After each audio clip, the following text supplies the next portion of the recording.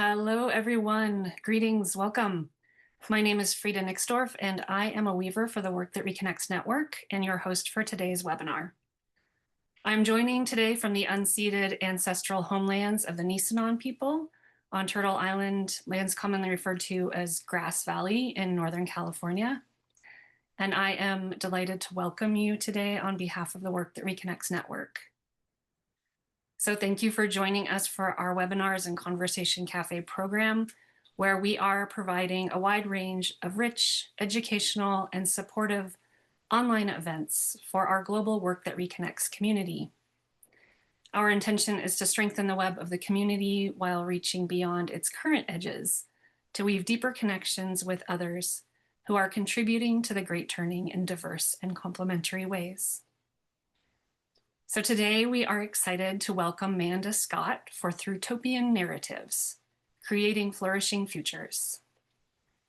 We are living through a time between stories. Narratives of scarcity, extraction, greed, and separation are crumbling, while new stories of a flourishing and healthy planet are seeking to be born. Manda Scott, author of Any Human Power and creator of the Accidental Gods podcast, resides in this realm, continually reminding us another world is possible.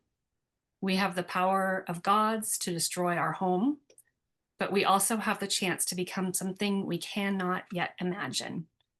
And by doing so, to transform the nature of ourselves and all humanity. Thrutopia, a concept popularized by Rupert Read, envisions a future beyond dystopia and utopia. Thrutopian visioning invites us to actively participate in and experiment with creating a regenerative, just, and livable world, rather than waiting on a distant, perfect future. Thrutopian narratives emphasize the journey of navigating our present predicaments as we create a more flourishing future. Manda Scott's call for participation in creating these new narratives, which begins with building deep connection with ourselves and each other, with movements that coalesce around shared values and listening for the stories that arise out of those values. For today's webinar, Manda will offer a visioning and writing process that invites participants to explore the layers of what we truly value and how we might express that value in ways that nourish life. Born in Scotland at 318 ppm CO2, Manda Scott trained as a veterinary surgeon, but is now an award-winning novelist, host of the international chart-topping Accidental Gods podcast, and creator of the Thrutopia masterclass. And best known for Boudica Dreaming series, her latest novel, Any Human Power, abandons historical fiction in favor of contemporary Thrutopian mythopolitical narrative that explores one plausible route through towards a future we'd be proud to leave as our legacy. And I first discovered Manda during the pandemic when I turned to her podcast continually to find my way through. And I am just so excited and grateful to have you here today with us, Manda. Thank you. And thank you for that introduction, and thank you for the invitation. It's an honor to be here, and just thank you all for showing up. It's our time is our most valuable asset these days, our time and our attention. So I'm always grateful when people offer both. So thank you. We planned this quite a long time ago, and yesterday this small person turned up in my life.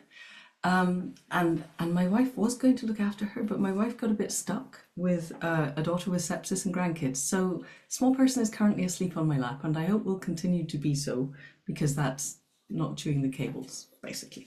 So I can multitask. So we're going to be fine. She's had a pee. She's going to be all right for the next 2 hours. Okay, this is Teasel, by the way. So that apart, I think nobody is in any doubt now that we are in the middle of whatever we want to call the great transformation, great transition, great adaptation, great simplification, whatever it is we want to call it, we are here. And I want to quote 3 separate people for whom I have, okay, just woken up now, I think so, you can go down there. 3 separate people for whom I have enormous respect. And I'm doing this at the start so that if you remember nothing else from what I'm about to say, please remember this. And the first is from Ireland. It's actually, I think they're all 2 out of the 3 are from Ireland. This is Chief Arval Lookinghorse of the Lakota, who said, "Each of us was put on this earth at this time to personally determine the fate of humankind. Do you think you were put here for something less?" Each of us.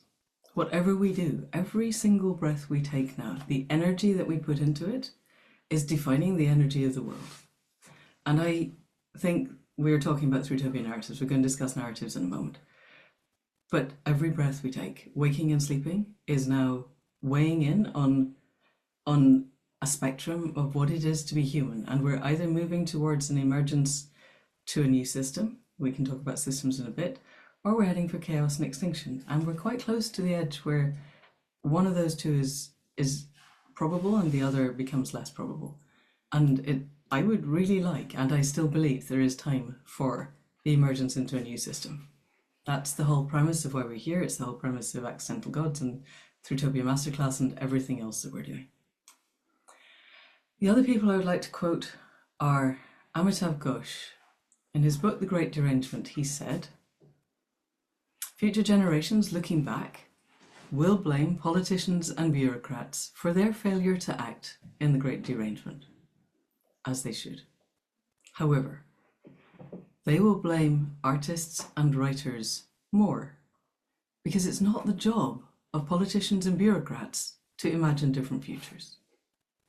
And I would say that's our job.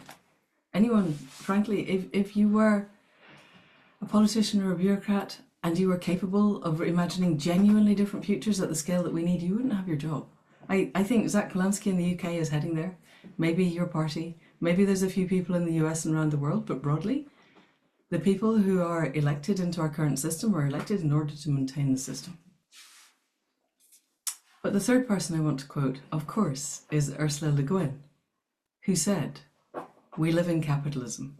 Its power seems inescapable, but so did the divine right of kings. Any human power can be overturned by human beings. And often the resistance and the overturning begins in art, often in our art, the art of words." And that is, I happen to know that one very backwards because that's how I got the title of the book. And yet, we live in a world where people seem to think that the markets are an inviolable force that we cannot change. So part of what I want to do in the segment of time we have today is to leave you understanding that there is very little that humanity has built that cannot be unbuilt. What we need is the scope and the ambition to show what the world would look if we did unbuild it, so that people want to get there. So let's have a look at Thrutopian thinking, Thrutopian creativity. It doesn't have to be writing novels or nonfiction, poetry, songs, blog, TikTok videos, letters to your local paper, conversations that you have with the person that you meet in the queue in the supermarket. All of this is part of the narrative that welds our world together. And in some of the segments of WhatsApp that I'm on at the moment, somebody posted something on Medium yesterday saying that changing the narrative isn't where it's at. And if you found that and you've read it, we could critique it later, because I think it's one of the least useful bits of commentary that I've come across recently. So let's really start at basics. Humanity is a storied species. It may be that whales and dogs and horses and cats and chickens tell themselves stories as well, but we know that we tell ourselves stories. Every single thing we do, coming onto a webinar, getting a puppy, changing jobs, changing partners, moving house, moving to a new country, following a political person, they're all the result of the stories that we build of what life will look like or feel like when whatever it is, has come about. And so often they are triumphs of hope over experience. It doesn't stop us doing it. We build the images, and then we follow the thread that we think will get us to a world where we feel better. And so we need to look in depth and at detail at the stories that we tell ourselves. Because at the moment, most of them are either everything is what it is and we can't change it, or we just do tiny little tweaks to business as usual. We do a little bit of sustainability and everything will be fine, and it really, really won't. Feel free to get the puppy. My wife's just come to pick up the puppy. So we tend to have two sets of threads at the moment. Sorry. One of which is dystopian thinking, and there's such a long and vibrant history of dystopian thinking. I'm not going to list it for you, it's obvious. It's most of what we have in our news, and it's everything from 1984 and before and since. And what it says is basically, if we just imagine the worst of human behavior and let it run rampant, then that's where we get to. We all end up being kebabbed over piles of burning tires by our bigger and nastier neighbours. And clearly there are people in the world now that really want this. However, most of us genuinely don't. But what we know, if we do any kind of energy work, is that where we put our attention is where we go to. Intention is the focus of attention. If the places we put our attention are the places where we all end up being kebabbed over piles of burning tires, it is much more likely to happen. Partly because we fall into a kind of learned helplessness and we don't do anything about it. And we exist in a space now where, certainly in the UK, and I assume in the US, there is 70% unemployment in the media industry. And the 30% who've got their jobs are clinging on to them for dear life. And they think that the way to hold their jobs is to commission more survivalist dystopian drama, because that's what people want. So we are being inundated with this stuff, and it's not useful. And if you know anyone in the television or film industry, please get them to stop, because it's driving the bus over the edge of the cliff. Utopian thinking is obviously the opposite of this. It's imagining futures that are radically different, where we've all found the best of ourselves and escaped the piles of burning tires. Two things wrong. The first is they still tend to be predicated on the assumption that we will behave in the same way we've always behaved, or the same way that our culture believes we've always behaved, which we tell ourselves is the nature of humanity. And I'm going to talk in a moment about the difference between initiation and trauma cultures. If you've all heard it before, just tell me in the chat and then I can skip over that bit. The second reason utopian narratives are completely useless is you can't see how to get there. They don't give people any sense of agency and empowerment. If there's always a jump cut between where we are now and there. There's a virus wipes out almost all of humanity, and the few plucky survivors are now decent human beings instead of being the appalling human beings they are in the dystopias. Or it's on another planet, which is lovely, and it's a really good way of exploring how humanity could be, but it's not actually going to help us get there. So for me, a Thrutopian narrative explicitly, whether it's fiction or non-fiction or poetry or song or TikTok videos or any of the other ways, starts in a recognizable present and walks us through so that we can see the trajectory towards a future that we would be proud to leave to the generations that are not yet even born. So that when they look back at us and we go, hey guys, did we do okay? They go, yeah, you really did. You may have left it way too late, but then when it really mattered, you got your act together, you all got yourselves organized, you had the creativity to bring a new world into being, and you went for it, and we are living the result. And if I did not believe that this was still possible, I wouldn't be wasting your time. And what I want to talk about today is why I think it's possible and how I think it's possible, and how anyone who has any kind of a voice, which is basically all of us, can be creating the narratives to get us there. So let's assume we've agreed that dystopias and utopias are not useful. Where we're going is Thrutopias. We need to look at what we think we're doing and how we think we're doing it. So I'm going to very briefly define for you narrow boundary and wide boundary thinking. Daniel Schmachtenberger talks about this a lot. So narrow boundary thinking is largely, I look at the world around me and I make very tiny tweaks to it in order to try and achieve change. Wide boundary thinking is much more systems thinking. It's, I look at everything that I possibly can. So it's a lot harder because human beings tend to be very, very good niche operators. We can become absolute total experts on one species of fern that lives on one rock in the North Atlantic. And we can write 9 volumes this thick and be amazing. But then when we are asked to look at the whole of plant life worldwide, it becomes a bit more complicated. We also have a tendency to assume that everything functions the way we think we function. And we think we are rational beings. And both of these assumptions are false. We are not rational beings. And very little functions the way that rational beings would function because nothing is a rational being. There's a really good book, which I left downstairs, sorry, puppy, called Imaginable by Jane McGonigal. And one of the many, many mind-bending things I discovered from this, and this is relevant to where we're going, is if I am required to think about today or the past, it takes 5 parts of my brain. And it's relatively effortless. If I were to ask any of you, what is your morning going to be like tomorrow morning? You basically do a quick scan inside and go, okay, what day is it today? It's Saturday, tomorrow is Sunday. Okay, what are my Sunday mornings like? They're not the same as Monday, Tuesday, Wednesday, Thursday, Friday, probably. And this is what Sunday morning looks like here. Answer. If I ask you, what's your morning going to look like 10 years from now? It takes at least 11 parts of your brain.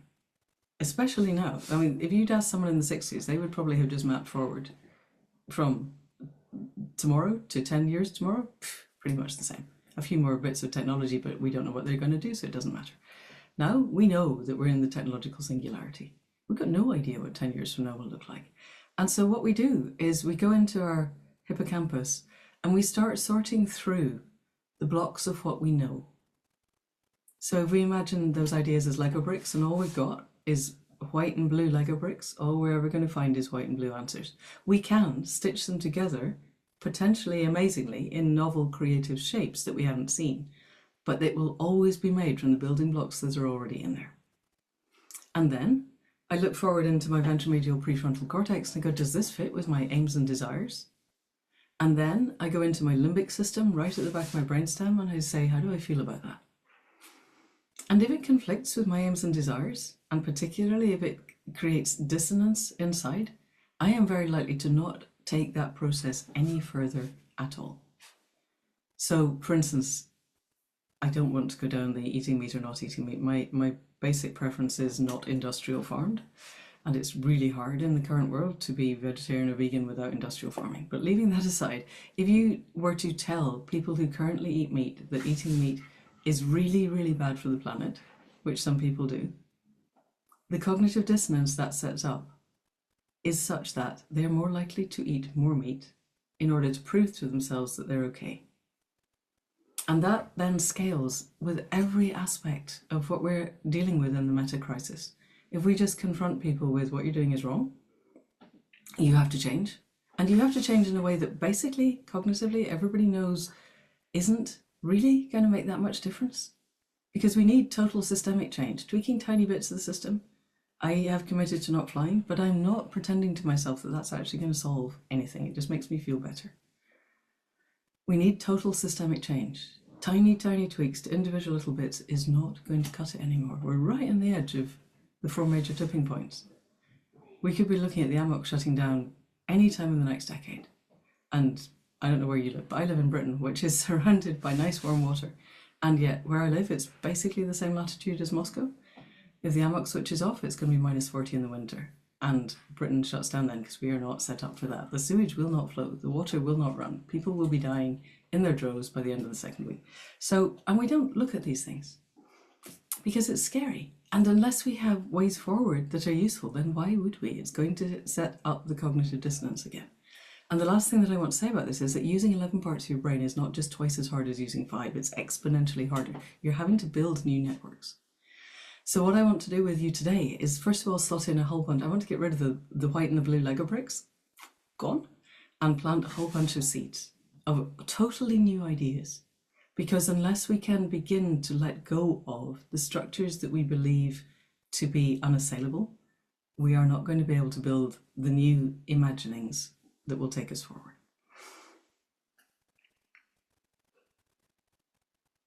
So, sorry, COVID, don't get it, it's not nice. Where I would like to take us now is, what is it that we're trying to do?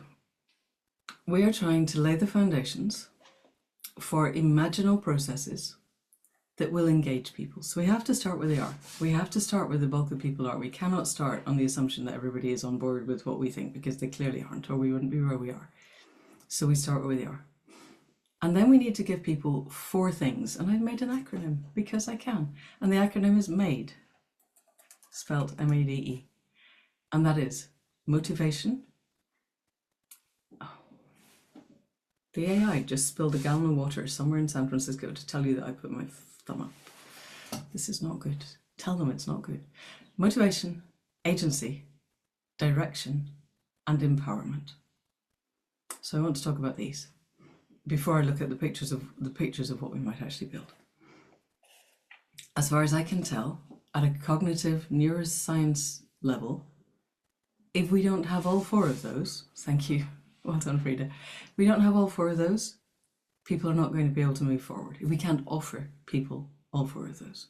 So my metaphor, just for ease of thinking, because we're still building with the blocks we've already got, is we are all chained in concrete boxes. And we are chained onto hamster wheels that we have to keep spinning because the death cult of predatory capitalism requires that we all keep spinning on the wheels. And the AI is painting beautiful pictures on the walls, and up to a point we can distract ourselves with those. However, what we are going to do as Thrutopian creatives is smash a hole in the wall and let people see that there's a world out there full of oceans and forests and the web of life that is completely alive and spectacular and amazing, and a whole bunch of people partying out there. And all we need to do is break out of our little concrete box and get there. And the motivation is, I see what's happening out there and I yearn for that. We need to build the yearning.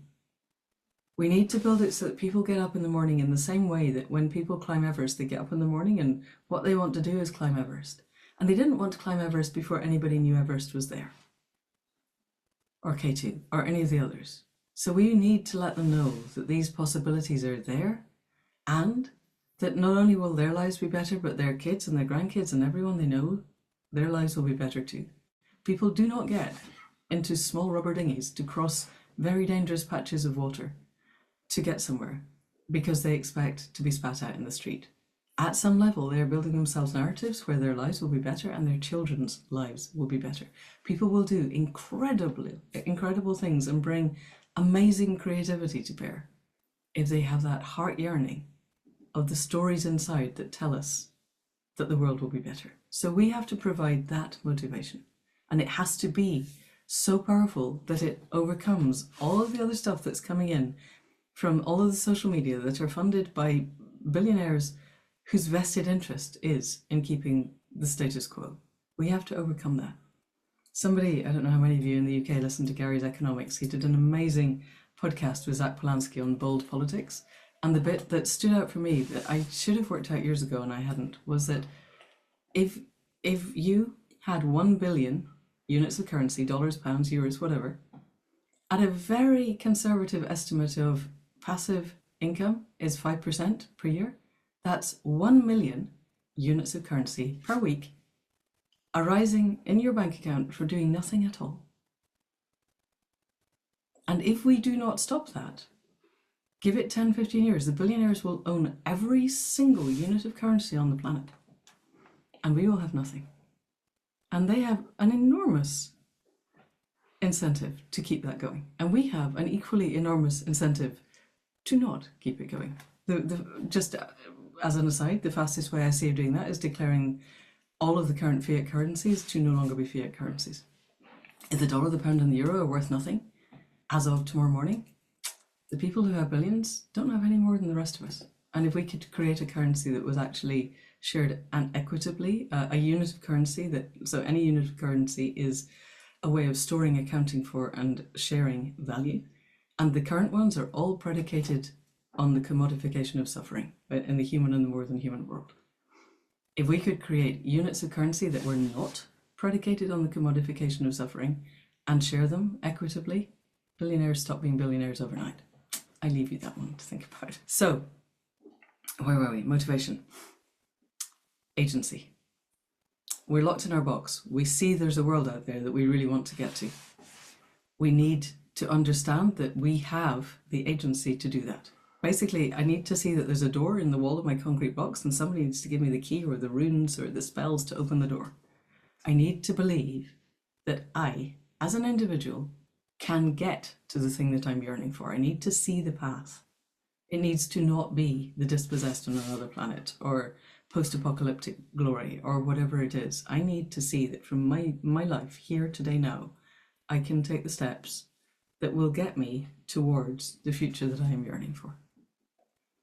And that means I need to know the direction. So it's not, agency is I can open the door. Direction is I know the way to get to the door. And that's all of these, none of these is easy. I'm not pretending any of this is easy. I have to say, I thought shifting from writing the Boudica books to writing Joan of Arc was really, really hard because I was shifting about 1400 years in my historical knowledge and I knew nothing about the 14th century. And writing something starting now and working forward to a future that would work was orders of magnitude harder than that. So nobody is pretending this is easy, but it's not impossible. We do have all the answers. And it's up to those of us who have the privilege and the bandwidth to be creative, to create the steps that will give people the agency, the sense that they can do it, and the how. I can do this and I know how to do it. I know how to build community. I know how to change the democratic model. And then the final thing is the empowerment is, and I am not so chained to the floor of this cell running in the hamster wheel that however much I might yearn for it, I cannot actually move. So we have to give people the belief that they can step outside the death cult of predatory capitalism in a way that will be effective. No, it's not fungible. Well, it could be. I think that's a separate question. It depends what it is. Let's not get sidetracked into details of economics just yet, because I want to go two places first. I want to very briefly look at trauma culture and initiation culture, because you didn't all say that you'd all heard about this before. So this is Francis Weller, and Alner Lada wrote about it in Cosmos Journal. If somebody wants to look up Francis Weller initiation culture, you'll find it. And Francis Weller was taught by Patrice Malidoma-Somé, who wrote a book called Of Water and the Spirit that I totally recommend you reading. And the principle is, for 300,000 years of human evolution, for 64 million years since the last mass extinction, for 4.5 billion years since the start of the universe, we evolved as parts of the web of life. And as humans, we were self-conscious nodes in the web of life. We knew ourselves to be inseparable. Vanessa Andreotti, who wrote Hospicing Modernity, and then her new one is Outgrowing Modernity, and she's Brazilian, half Indigenous, half German. Her Indigenous grandfathers said that the core wounding of colonialism was not the genocide and the theft of the land. These are very, very, very bad. Nobody is minimizing the trauma, but they were epiphenomena of the core wounding. And the core wounding is our culture's belief in separability. We believe that separation from the web of life is possible, and it isn't. And we need to reconnect. But let's go back to initiation cultures. So initiation cultures are the indigenous cultures of all continents and the ones that still survive. And the hallmark of initiation culture is that individuals undergo intermittent, episodic, contained encounters with death. And birth is an initiation, death is an initiation. There are multiples through a lifetime. We tend to focus on the adolescent one, partly because we don't have it. Everybody was born, everybody dies. But they can arise at any number of times. But if we focus on the adolescent one, or any of them. The containment is held by the elders, by the shamans, by the wise people, by the community, and crucially, by the web of life. Bill Plotkin's work shows, or the work that he works with, shows that by the age of 12, the average Indigenous child has made over 400 deeply relevant relationships with 400 other species. And I think by the age of 12, I was lucky if I'd made a relevant relationship with my own species, to be honest. I happened to grow up in a wildlife sanctuary and I had pretty good relationships with the Barnells and the Kestrels. But still, most of our culture, we have not made that many deeply meaningful relationships by the age of 12. The average 12-year-old Indigenous child has over 400. They know what it is to talk to the trees, to the red kites, to the river, to the rocks. All of these things are conscious in that world. Our inseparability is an integral part of that culture. And so when an individual reaches the age of being sent out to undergo this contained encounter with death, when they encounter death, when it is something that feels not just possible but probable, they know how to ask for help. And if they are able to ask for help and receive that help and act on that help, then they survive. And if they can't, then they don't. It's not a pretend encounter with death. It's an actual potential encounter with death. But if they survive, they come back, having moved from adolescence to adulthood. They know who they are. They know what they're good at. They know what they're here for. I would know this is what's mine to do. And I would throw myself into it with every part of my being, because it's who I am. It's my gift to the web. I am an integral node in the web of life, and I can listen to the web and I can ask, what do you want of me in this moment? And I can respond to the answers, and I become a living agent of the web of life. And I believe that this is what we need to do. We need to rediscover what it is to be an initiation culture in the 21st century. And we can do this. I've been teaching shamanic work, contemporary shamanic work in the UK, reconnecting with the gods of this land for over 20 years now. So I believe this is possible. I've seen it happen.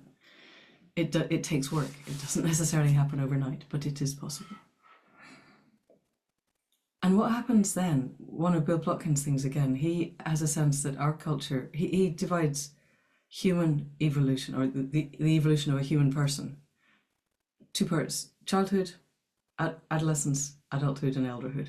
And he says our culture, the trauma culture, which is not the initiation culture, we'll come on to that in a minute, is locked in early adolescence.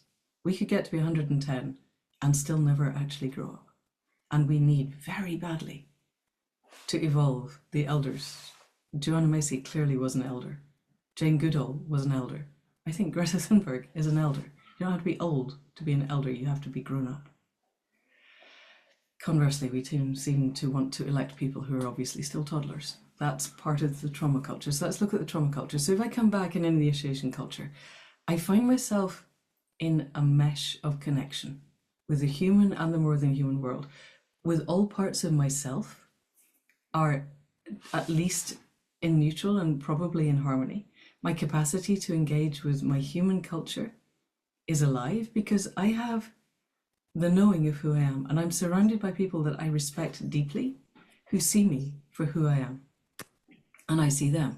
So we have reciprocal respect, and that fulfills one of the primary criteria of the serotonin reward center in our brains. Reciprocal respect is huge.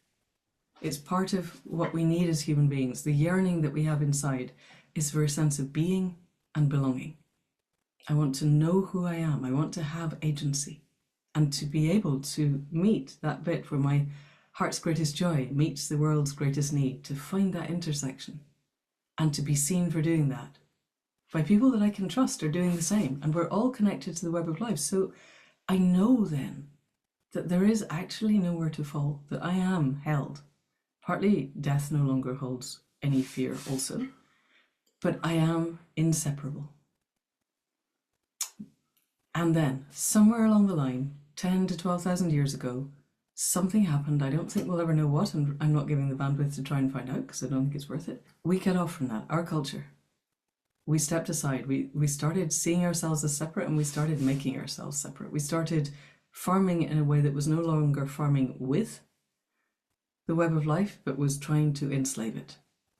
I own this bit of land. It will grow what I tell it to grow. I own this domesticated buffalo that I have spent many generations bullying until I've got one that will actually pull a plough without killing me. And I am going to make it do that. The lives of a lot of our domesticated animals are absolute, unmitigated hell, and we think this is okay. And it clearly isn't. And we couldn't do that kind of agriculture if we hadn't, at a core level, internalized that belief in separability that the Vanessa Andreotti's grandfather talked about. And so we cannot get that sense of being and belonging. We cannot create that mesh of connection with all parts of ourselves and each other, ourselves and the web of life, because we've broken a key part of that. And so instead, we go for the other set of reward centers, which are the dopamine centers. And the key to serotonin rewards is that it's enduring, it's long-lasting, and it's additive. If I come and dance with all of you tomorrow, I get a huge burst of serotonin. If we then go out and build something together, we get another huge burst of serotonin. The add, and it's wonderful. Dopamine's not like that. Dopamine is short-term. It's not additive. If I have a nose full of cocaine, it does not add to the dopamine hit I get from alcohol or likes on the internet or my political party having a win. They're all just little spikes, and they're subject to the laws of diminishing returns. So the hit that I got yesterday from my political faction winning, either they have to win bigger or I get less of a hit. And so we keep feeding and feeding a void inside with the wrong stuff that we will never fill. Dopamine is never going to give us the serotonin mesh of connection. It doesn't matter how many units of currency we've got. The richest man on the planet is on ketamine every other week for his depression. It should be obvious to us by now that there is no amount of stuff that we can acquire and to give us these little shopping hits. It doesn't work. So very briefly, I want to talk to you about what I think is possible. And then I want to lead you on a journey, and we'll see what we're doing for time. So let's assume that we believe that we have to get from where we are to a future that's worth leaving to the generations that come after us. We need total systemic change. Changing the existing system is not going to work because the existing system is predicated on the wrong values. The existing system is predicated on trauma culture values of scarcity. We believe there isn't enough stuff and I have to get stuff, which means other people don't get stuff, and therefore I have to fight the other people, or at least despise them. Scarcity, separation, we discussed that, separation from parts of myself. Dick Schwartz, who set up the IFS, Internal Family Systems Therapeutic System, says that almost all of us, almost all of the time, are walking around in a state of internal civil war.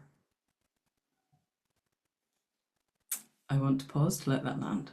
Almost all of us, almost all of the time, are walking around in a state of internal civil war, and this is not how we need to be. We need to do the individual, collective, and ancestral healing. We need to, at the very least, declare a truce inside, and then begin to get the various parts to work together. And back to Chief Arval Looking Horse, each of us was put on this earth at this time to personally determine the fate of humankind. It is no longer optional to not do that work, because we don't have time to leave it to our children or our grandchildren to sort out. And yes, we probably have 10,000 years of generational trauma to deal with, and nobody is suggesting that's easy either. But it's not optional not to. We have to do this now. So, scarcity, separation, and powerlessness. These are the three. Three's an easy. I like threes. Tries are good. This is what the death cult of predatory capitalism rests on. And we need to find new values. And I think the new values arise out of doing the individual, collective, and ancestral healing, and finding ways for all parts of ourselves and each other, ourselves and the web of life, to come back into coherence. Well, I think they come out of finding a way to become a 21st century initiation culture. I think one of the first steps in that is finding values that work. My current ones are integrity, compassion, and generosity of spirit. You may have better ones. Please go with them. But how is our world if we begin to live by that? I think it becomes very different. And then, last thing before we move into the journey, we need to begin to fill our head with the ideas of how the world could be. And there are so many ways now.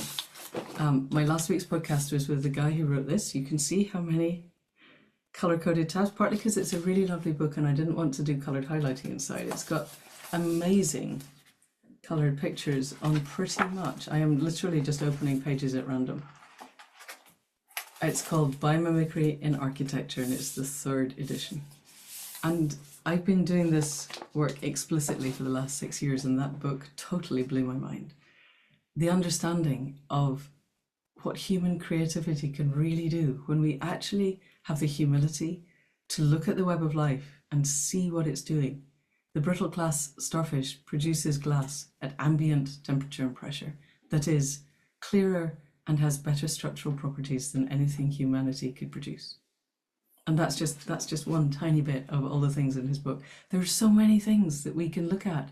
And if we were heart connected to the web of life so that we could go, okay, you do this amazing urchin in the oceans. There are millions of them, but look, we could build it 100 meters across and it becomes a biome and it enhances the biosphere. Would you like us to do that? Yes. Okay, where would you like us to do that? We need to be open to asking the web of life. The other person I gather you know is Lila June Johnson. This is her paper. I was given a printed copy. I'll look at it and give you the indigenous roots of regenerative agriculture, because what Lila June is showing is that indigenous cultures were not just forager hunters. We were managing the land, but we were managing it with the web of life. And we could do this again. And the combination of we could actually sit and listen to the land and ask, what do you need of me? Instead of, I want to impose this on you in my mindset of fear and extraction and scarcity, separation and powerlessness, together with the astonishing creativity that we can bring to the whole world if we actually sit down and work things through. We can begin to map out futures that are so different to the one that we have just now. Definitely we need a new monetary system. Definitely we need a new governance political system. But there are some super smart people working on these things. Audrey Tang, go look at Audrey Tang. There's so much work being done in how we could structure ourselves if we were not hung up on making tiny tweaks to the existing system. So I would like to invite you all to come on a journey with me. And you don't need to be able to see me. In fact, I think it's probably easier if you don't. So I'm going to switch off my video. And if you want to switch off yours so you don't feel as if you're being stared at, then go with that. You just need to be able to hear me. I normally start with a chime, but my apprentice is teaching the Dreamers this weekend and she's got my chime. So we'll just start with a breath into silence. Okay, so bring yourselves fully into your physical body. Really feel your seat on the chair and your feet on the floor. Have a sense, not just of the floor beneath you, but of the living earth. So alive. There are more microbes in 1 teaspoon of full living topsoil than there are stars in the galaxy. And that life spreads out and connects the whole of the web within the earth. Feel yourselves sitting on that living web. And I want you to send roots down from your first sun, your first chakra, if you know what that is, just basically from your seat on the chair, and also from the eyes of your feet. As if your feet had eyes in the balls of your feet, you could open them up and you could send roots down into the earth.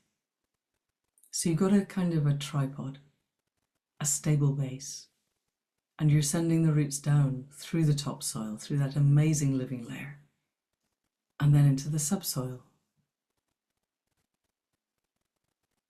And then on an in-breath, send them down through the rock layers. These are dream roots. They can go down through living rock through miles upon miles of living rock, and then down into the magma layers of molten rock. And again, these are dream routes. They can go through the temperatures we could not begin to dream of, and on down into the white, hot, molten metal at the heart of our earth, so that you are connecting your heart to the heart of the earth. And on the next in-breath, I want you to send roots back out again in a full 360-degree sphere, getting thinner as they go out from the molten metal, going out all the way round through the magma layers, and then thinner again through the rock layers, and thinner again through the subsoil, and then tiny, tiny, tiny, a fine mesh of rootlets, making a web just beneath the surface of the living earth all the way around the world. So that you have a root ball connecting the heart of the earth to your heart. And just so you can imagine it a little better, Buckminster Fuller says that if we imagine a steel ball 2 meters in diameter, so 6 feet, much taller than me in diameter, and you chilled it, and then you breathed on it so there was a layer of condensation, that would be the scale of our atmosphere and the biome beneath it on our world. So take a moment to imagine the scale of that. And you connected to the heart of it, connecting to your heart. And then I want you to send a cord up from the crown of your head to the heights of the sky, so that you're connecting the heart of the earth through your heart to the heart mind of the universe, and the heart mind of the universe through your heart to the heart of the earth. And then with that grounding, I want you to bring your awareness to that edge place where your skin meets the air and the air meets your skin. The boundary where the physicality of yourself meets the rest of the all that is. Feel the press of the air on the uncovered places of your face and your hands, perhaps your legs and your feet. Feel your clothes. Feel the press on your skin of the rest of existence. And then narrow your attention to that small patch of skin where the base of your nose meets your upper lip. So that when you breathe in through your nose, you can feel the very subtle shift of air. And again, slightly warmer as you breathe out. And I want you to hold your focus here for 3 full breath cycles, all the way in and all the way out.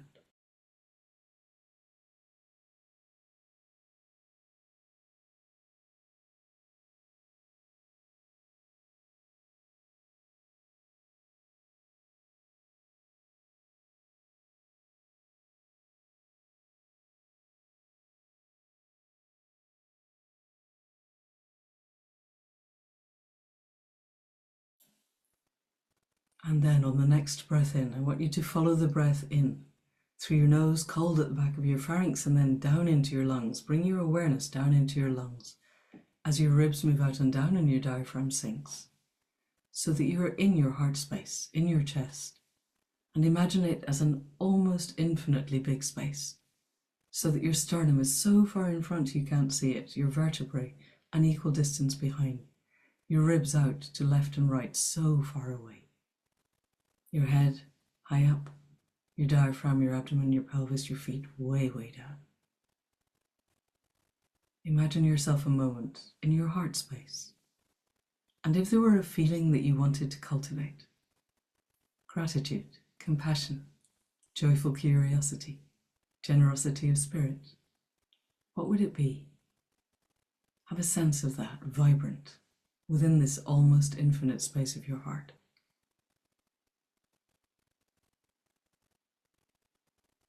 And then, leaving our bodies grounded and boundaried and breathing, I want us to walk together across space and through time, leaving our bodies in the room, in the building, in the street, in the neighborhood, in the town, in the state or the nation where we started. And we leave all of those behind.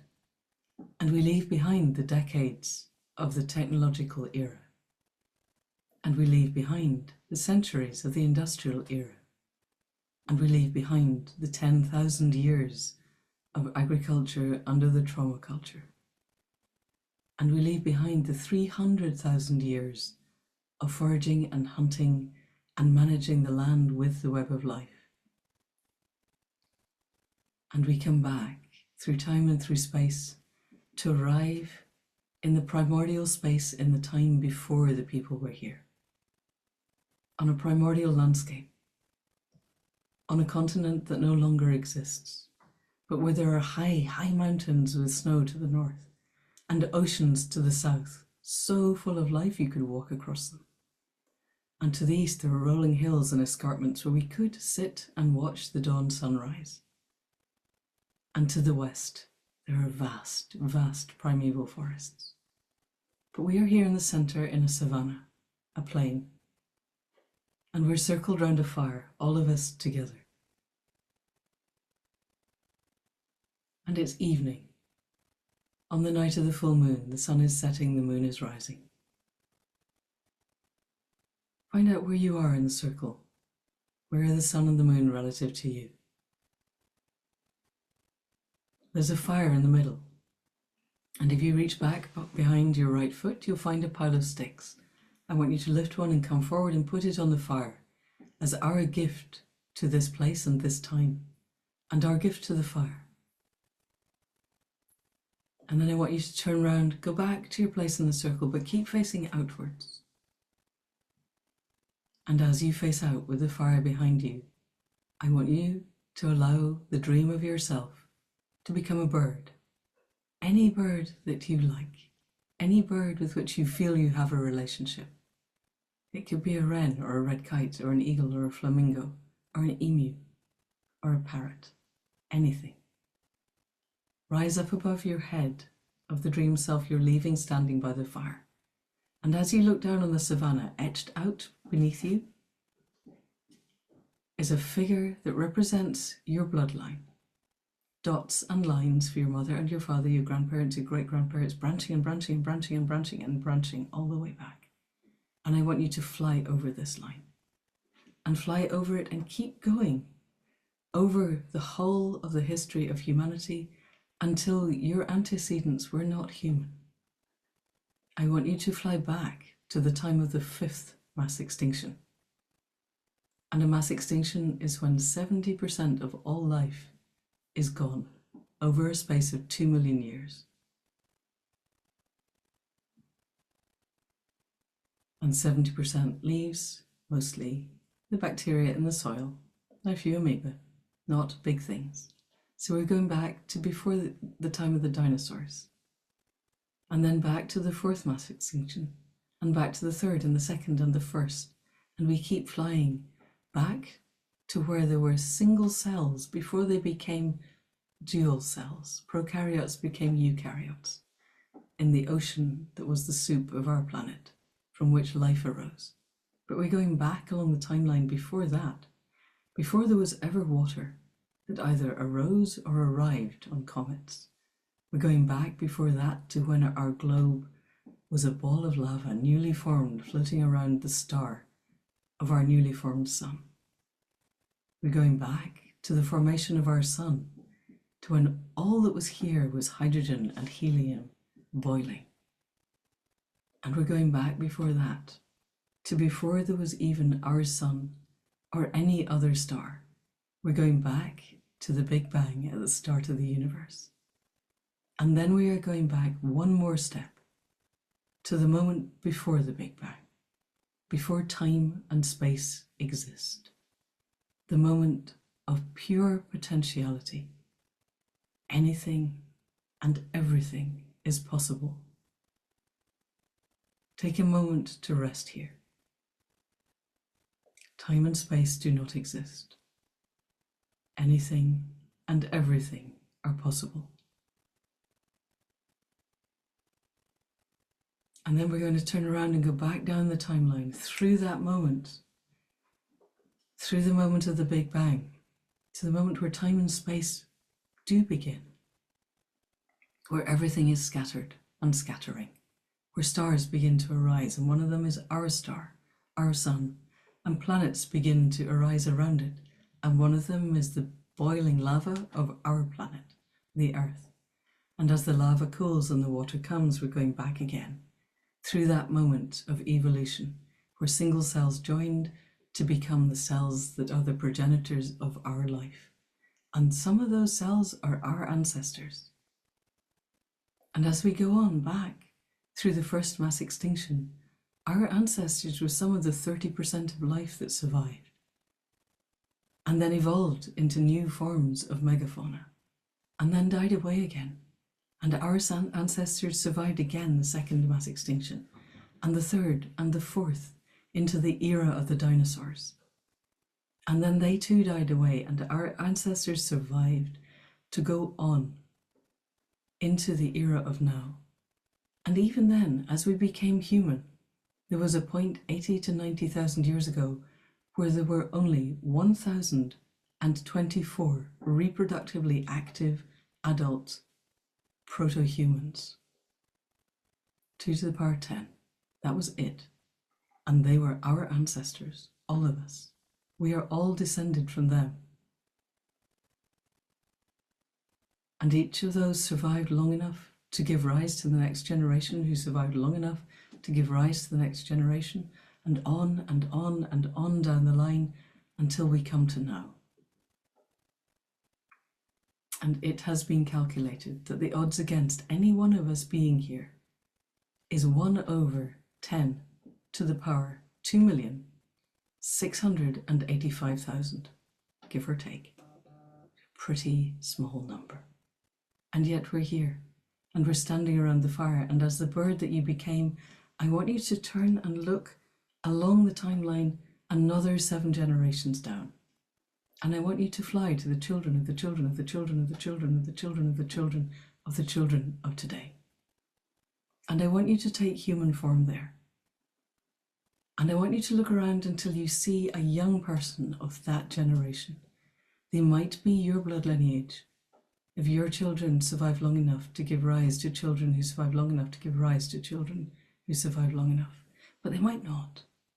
They might simply be of that generation. And I want you to greet that young person. You might want to give them a hug. Whatever it is that you want to do in greeting, I want you to look them in the eye. And I want you to ask, are you proud of us?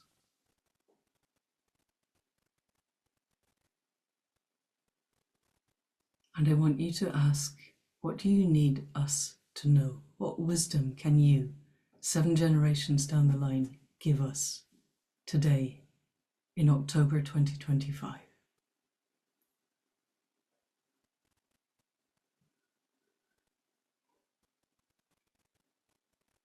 And finally, I want you to ask, what can we offer you from our time to your time? I'm going to give you 3 minutes to explore all of those questions. Are you proud of us? What can we learn from you? What can we offer you?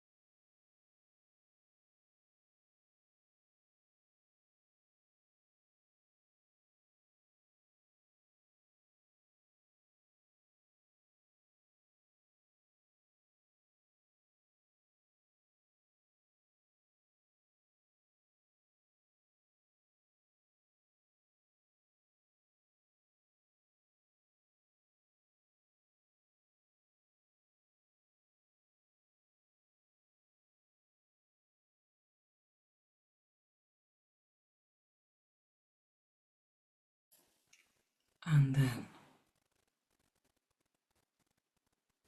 I want you to thank the young person. There may be a gift that you can give them, something from your land perhaps, something that you value, something that you would like to share with 7 generations down the line. And then take your leave of them, knowing that you can come back here at any time if you need to. And then as the bird that you were, fly back the 7 generations, and retake human form in that circle around the fire. And once again, turn round towards the fire, reach down behind your right foot, find a stick, bring it forward to build up the fire, to be here for the next people who come. And then return to your place in the circle.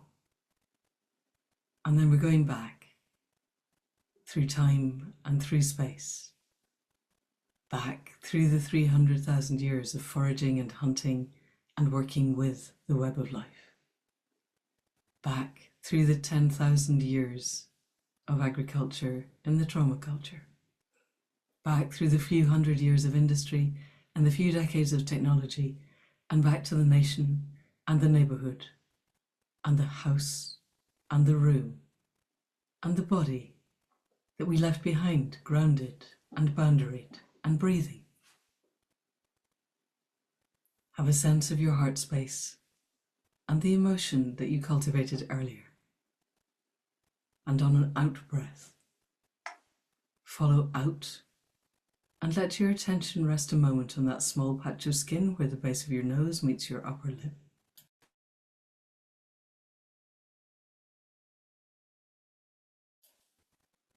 And then let it expand to that edge place where the air meets your skin and your skin meets the air.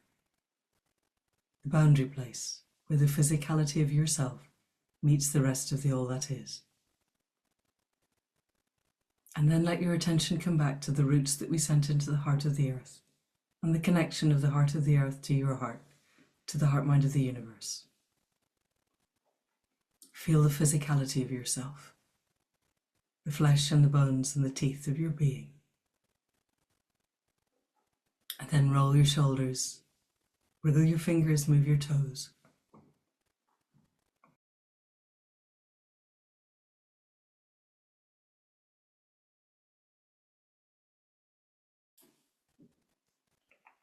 And bring yourself back to this time and this place. And I'm going to stop for a cough. Sorry about that. I thought I'd get through to the end and I didn't. And I still haven't. But bring yourselves back slowly.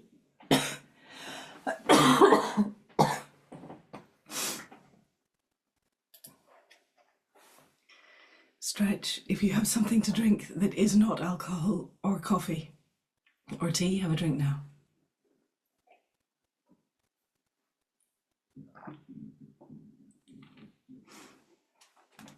And really anchor yourselves, anchor yourselves looking around the room. 2 days ago I had no voice at all. We may be going to run out of voice at this rate. I hope not.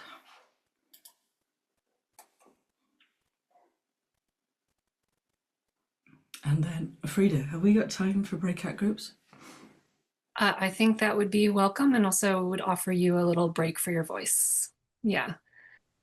All right, welcome back, everyone. I hope that was nourishing space for you to be together. If you could just take a moment to mute yourselves, that would be great. Thank you. We're going to go into some harvesting time. So would love to hear us, Manda and Rachel and I are here in the main room, and I always sort of regret not being a fly on the wall in these spaces and hearing what's shared. So would love to hear from some of you about what came up for you through the meditation, or if anything new arose in sharing with some friends. We invite you to use the raise hand emoji to come in here and share with us. And yeah, or if you have questions too for Manda, we'll take the next little bit to be in that space. And you're welcome to use the chat as well, just to share what came up for you. I'm also always curious too about the bird. What is the bird? What is your family bird? Catherine.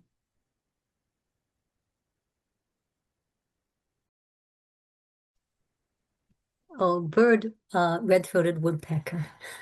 But that was, oh, I just wanted to share, first of all, that one of the things we agreed on, Manda, is the deep connectedness of your voice. and how you and your storytelling ability that takes, many of us have done work that reconnects things, but it was very powerful. And then for me, I shared that when I met the young person in 7 Generations Forward, and I've done that particular practice before, but this time it was so powerful. And I said, "What are you proud of?" And she just looked at me and she said, "You know, we don't do proud." She said, "That's, that's sort of judgmental. I'm very grateful." And it shocked me. It's like when you get so, when you go deeply and actually the communication that comes back to you isn't something you expected at all. And you didn't, it was just beautiful, really beautiful. Magic. Thank you so much. Thank you. Mm. Go away and reflect on that. That's beautiful. Thank you. Mm. And then Heather, I think you're next. Well, I only wanted to just echo what Catherine just said, because that came through. There was this young person, very, very gracious, who acknowledged that that question came from our adolescent time, and said very clearly that, she had respect for the fact that she was there, so we were part of that, but that the question didn't make sense anymore. So just wanted to echo that, because obviously that came through.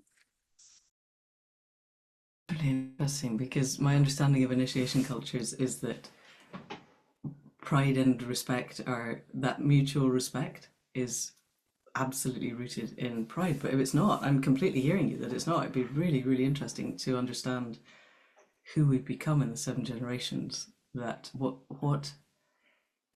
gives us our well-being. Did you get any sense of that?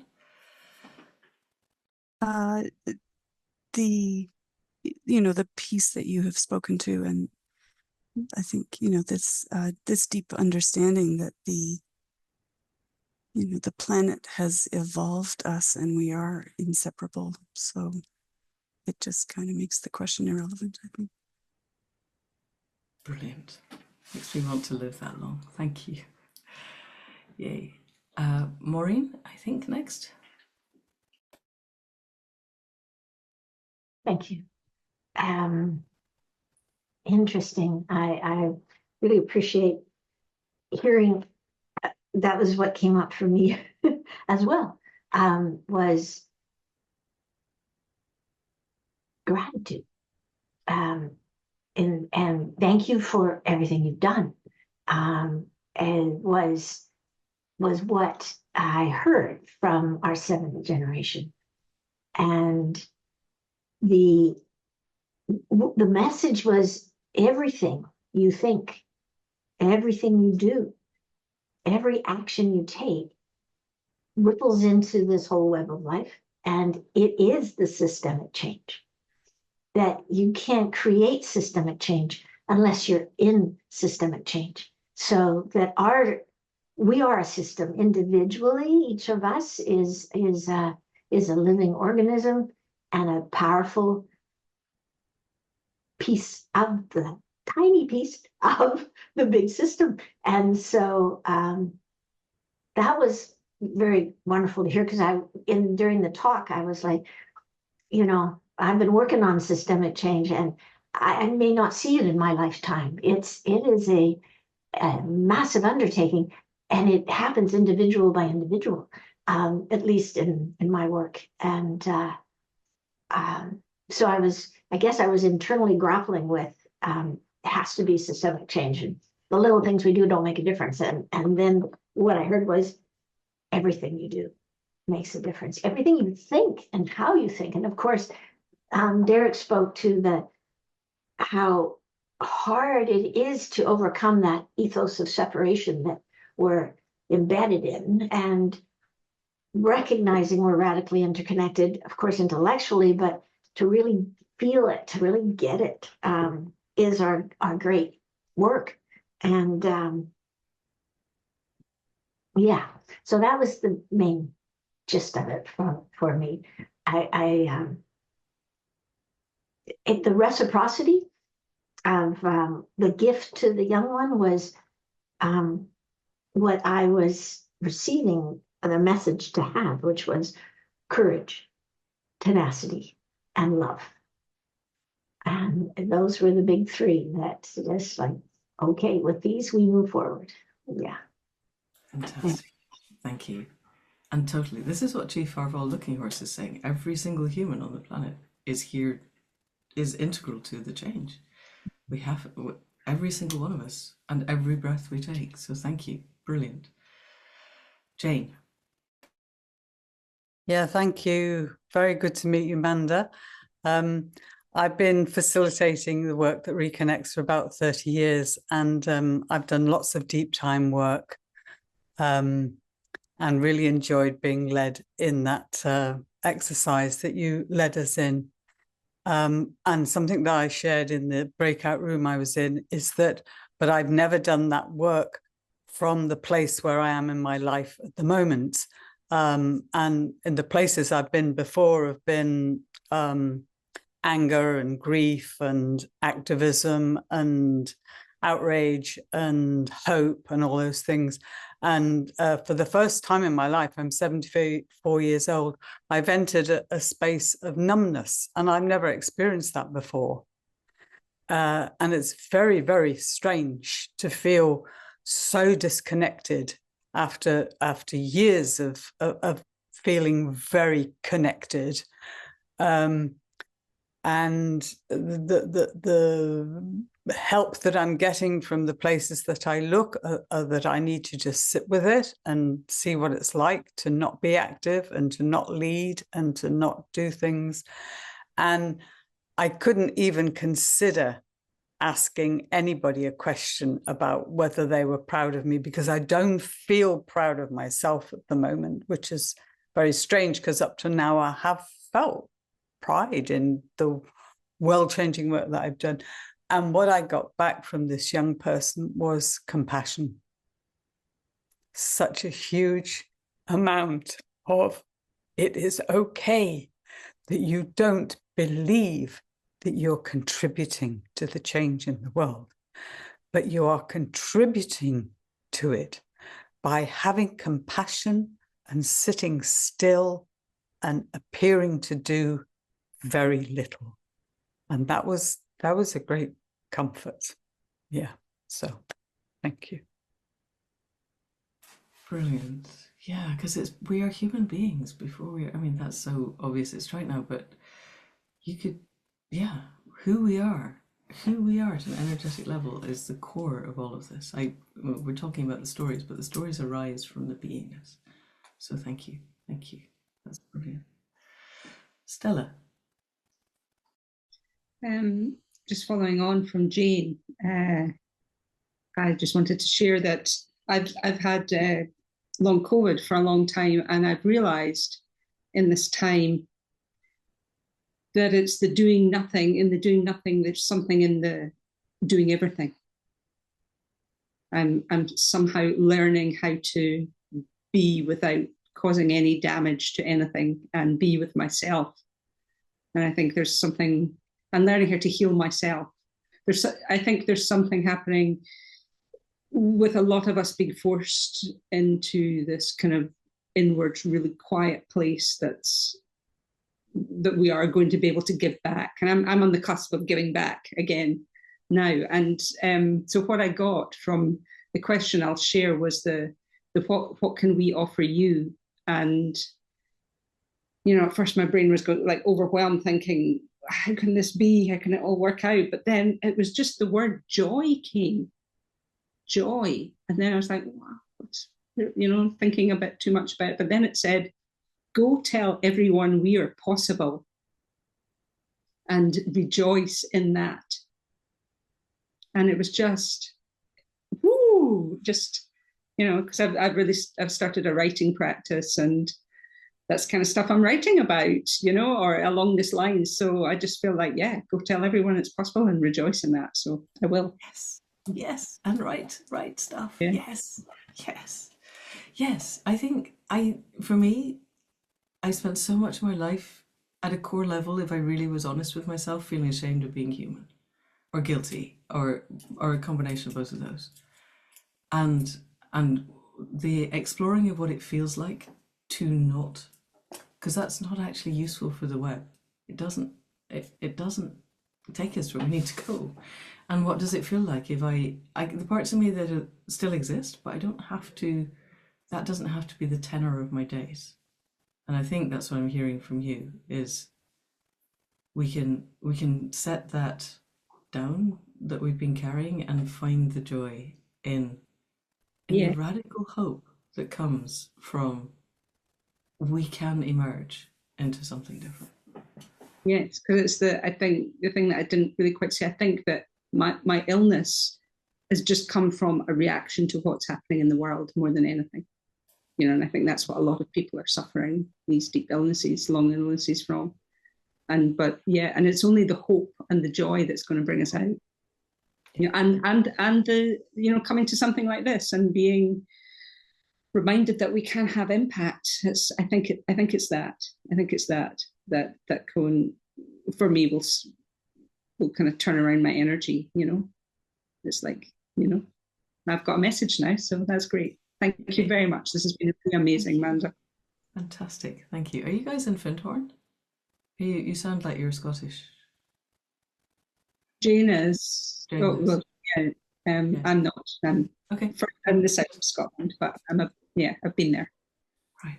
There's a couple of us from the Okay, Findhorn community on the call, and and chat there. Thank you. Excellent. I know. I was just saying anyone else. I thought that was a gesture that would work without voice, because I wasn't sure if voice was going to work. Paula, thank you.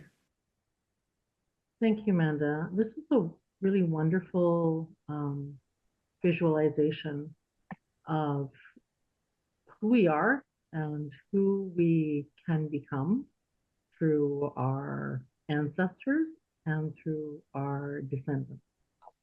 And I really believe that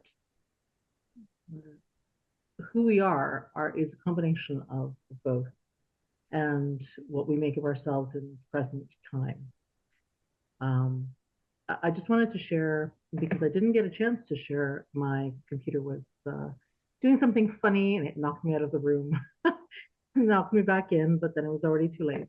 So I thought I'd just leave this piece that our voices, I'm speaking specifically of voice because I can't have the video on right now, just the voice. Our voices are so important. Anything that we've been able to do with our lives since we were born has begun with our voice, because as babies we can't really do much of anything else for ourselves, but our voices allow us to make known what we need and how we want to be in this world. And I would hazard to say that listening to the sound of the voices of the living entities, of the entities on our planet, are also part of that voice, the voice of the living, embedded, nested organism, creature, living entity that is who we are a part of. You know, the whole one within the whole, the organisms that are within us, and we are organisms of a larger planetary body. In your imagination, in your imaginary flight that took us along to the past, through the present, and into the future, and then back again, imagining myself a bird of no particular description. I think the gift that I received and I gave was that my voice is your voice, whether I'm a bird or a human or a stream, a rock impeding the bubbling of the stream, and that we are all tied to one another. And if you want to remember my voice, just listen to the birds in your reality. Fantastic. Thank you. Thank you. Thank you for sharing. We were storytellers around the fire long before we put pen to paper or chisel things into rocks or carved them onto clay tablets. So yeah, our voices have always carried the stories. So thank you. That was lovely. Cindy. Thank you, Manda. I really enjoyed this opportunity. There was two things that I wanted to share that came out really strong, and mostly it was about the feeling that came along with it. In the meditation, when you were talking about us going back before the Big Bang, I just had a sensation of so much energy floating around, like all of us, and this incredible excitement and this desire to like push and go, which came out, and we just were out exploring, discovering, and there was so much energy. It was such a compelling feeling that I had. And the other thing that came when I went to the 7 generations ahead and met the young person there, I asked the question, are you proud of us? And I felt like she was like, oh, we know you. Like, we know you. So I feel like it's that whole energy that they carry because we've carried it forward in terms of, I don't have good words for it. I just can say that the feeling is very strong, and doesn't not come from my head at all. It's very strong, heart-centered, like we just keep on going. We just keep on going. It was beautiful. Thank you very, very much. Thank you. And yeah, keep on going. Exactly. We do the best we can every day, and who knows where it goes, but we have to try. Thank you. Thank you.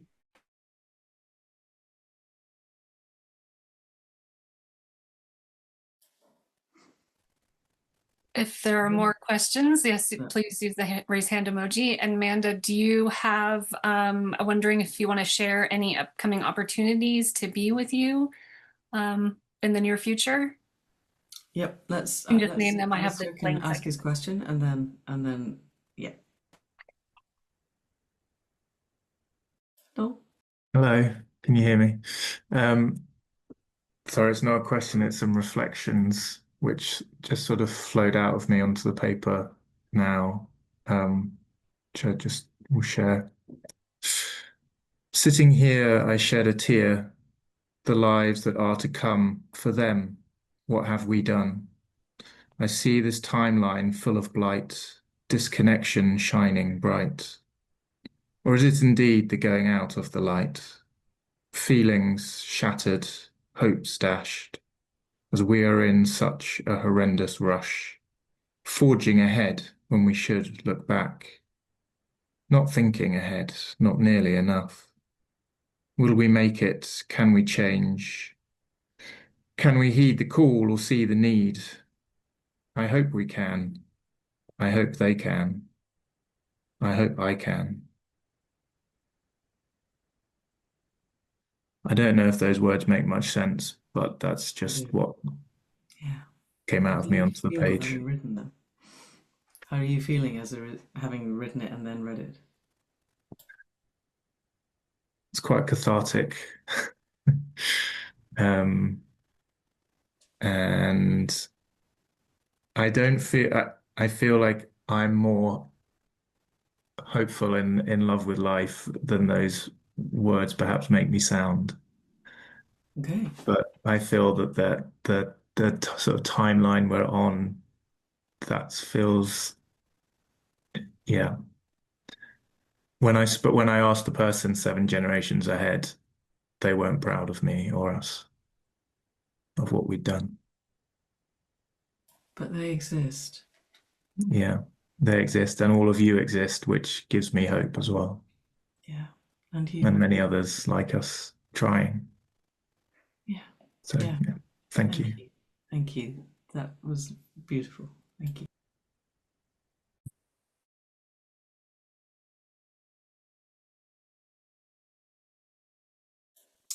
Frida, you asked a question. Oh, future things. Yes, I sent Frida a link which she will post 7th to 9th of November, which is a Friday through Sunday. Vishwam Gurudas and me, with a guest appearance from Rob Hopkin on the Saturday morning. We're going to be doing an online masterclass, Thrutopian masterclass. I said to Frida, I will largely be saying what I just said, but it'll take longer to say it. But Vishwam will do other exercises. He's amazing. He was born in Illinois, I think, so he's your side of the world, but he now lives in Shetland.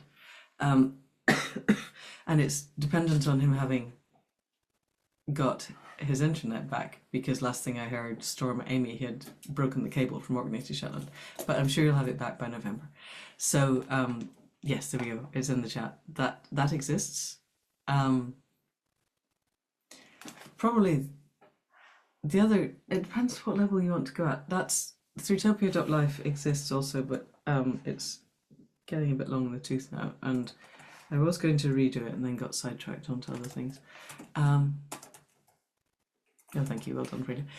And accidental. If you want to put accidental gods up as well, the accidental gods is my endeavor to help people to connect to the web of life. I expect you're already there. If you're at the work that reconnects, I don't think you really need it, but it's there if anybody else, if you want to pass it to anyone.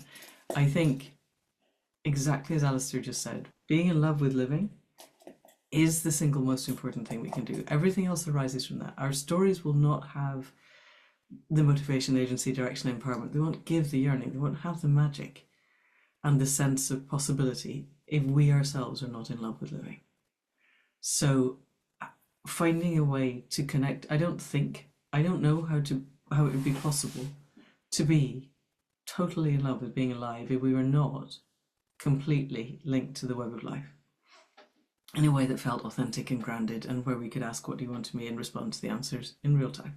So finding ways to do that feels to me the urgent task of the moment. The second most urgent task of the moment, I would say, which is slightly linked to Thrutopia and something that we could explore another time, is could we bequeath to future generations social technologies that would work in the 21st century to really build solid communities of place, purpose, and passion? Because we will not get through unless we can build community, and our capacity to build community at the moment is frankly not very good. But it's getting better, and we do have better technologies, social technologies, than we've ever had before. So that's something else to work on. Maureen, you've got your hand up. Thank you. I was very curious, Manda. You started the talk saying how important it was to make systemic change. And so I just wonder if you could speak to how you see that happening and how each and every one of us might participate in making systemic change. Or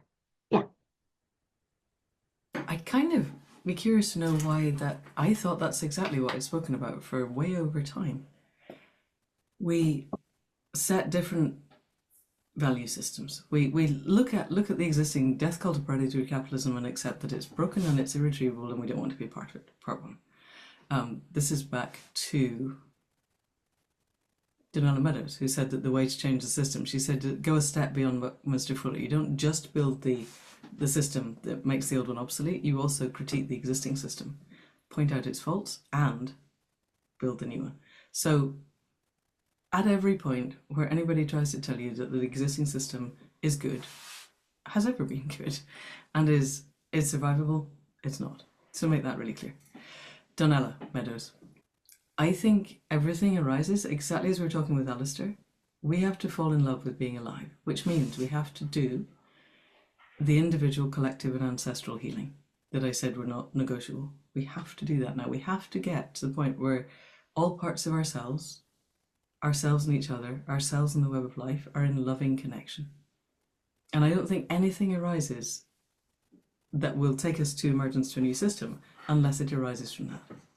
So I think doing the healing work is the work of the moment.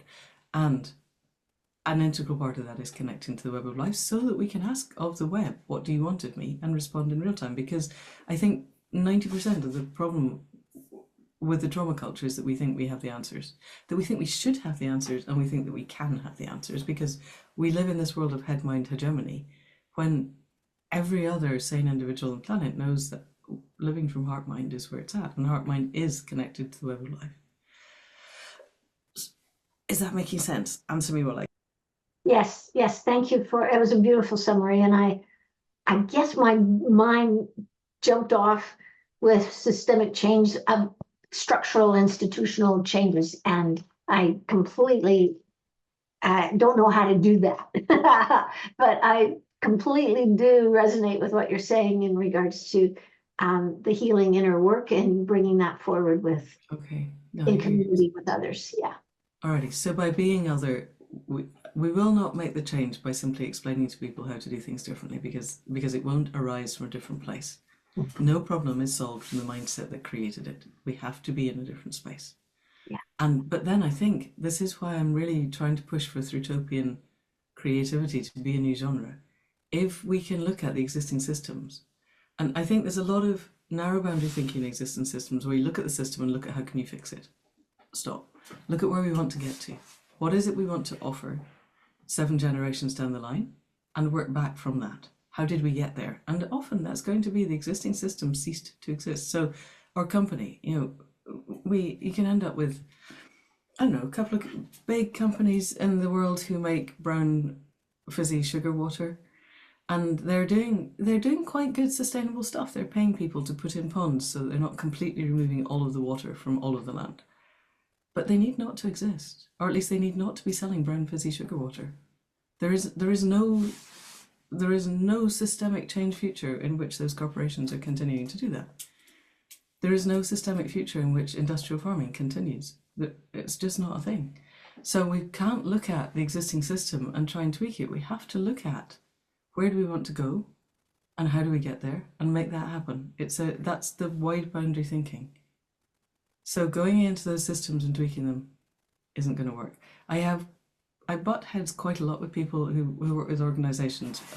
I'm not a business person, and they say you can't tell these people that their businesses are wrong. And I think actually there's got to be a level at which they already know that. Monsanto needs not to exist. Glyphosate needs not to be poured into the sea anymore. We just need to stop that. We need to stop fishing. I don't care how systemic you are with the fishing industry, we just need to stop. We're about to destroy the cod stocks. Let's not get me onto, my wife is a marine advocate, I listen to this quite a lot, but we have to stop with, you can't do that. You can't do modern monetary theory because the markets will not let you. The markets are human constructs, they just have to stop. And at some point, if enough of us go, you know what, but you can't just stop them unless you offer a better option. So we have to craft the stories that go, you know what, at the point when the markets cease to exist, the economy works like this. And here's my story showing how it works, so that you can all see that we don't necessarily go off the edge of a cliff and everybody is dying overnight. There is a managed route through. There's an amazing woman, I've got the paper, Colleen Schneider. This is a chapter from a book, and I don't know when the book's coming out, but she's working with modern monetary theory, ecological economics, degrowth theory, and donut economics to work out a managed shift in the economy. The current economy cannot continue if we are going to move to a different system. It just can't. So saying so clearly, I think clears a lot of the air, because it frees up a whole amount of bandwidth of people trying to work out how to shoehorn the existing system into something sustainable. And sustainable just means doing less harm. We need to actually be repairing the damage. Sorry, that was a rant. Does it make sense? Yes, entirely. I agree. Good. Thank you. I think I might have run out of time. Frida, over to you. Hi, thank you. Yes, Manda, please everyone stay on for just a minute so that we can have our final farewell with Manda. But just want to thank you so much for being here, Manda. This has been really amazing. We have recorded this and we will be sharing the recording out. I want to invite you all to join us on October 24th for Joanna Macy's Literary Legacy, which will be a fundraiser for the upcoming audio book of Joanna's memoir, Widening Circles.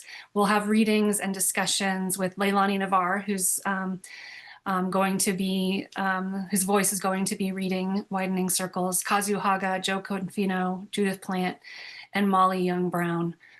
So we put the link in the chat for that. We hope you can join us. And then on November 22nd, we will be celebrating the book launch of Coming Together in the Great Turning, which is really exciting and long time coming. And we will have some of the core team of authors and contributors and editors joining us for readings as well. Thank you, Rachel. And yeah, join us again. We love being here with you, and we will be sending a follow-up email with all the links that I've been able to collect and the resources that Manda has referred to. And yeah, I'm going to unspotlight us, and just would love to see all your faces. And if you want to unmute and offer a farewell, that is welcome. And yeah, any final words, Manda? No, Thank you. Thank you to Frida and Rachel. Thank you both for inviting me. See you It's Bye. Thank you. Thank you so much. everybody, for Bye. coming. Thanks, Farewell. everybody. Get well Bye. soon. Woo, thank you. Bye. Thank you. Thank you. Thank you. Thank you for joining us today. To learn more about the work that Reconnects webinars and Conversation Cafe program, please visit our website at workthatreconnects.org. We welcome you to become a community member of the Work That Reconnects network. Visit workthatreconnects.org, become a member for more information.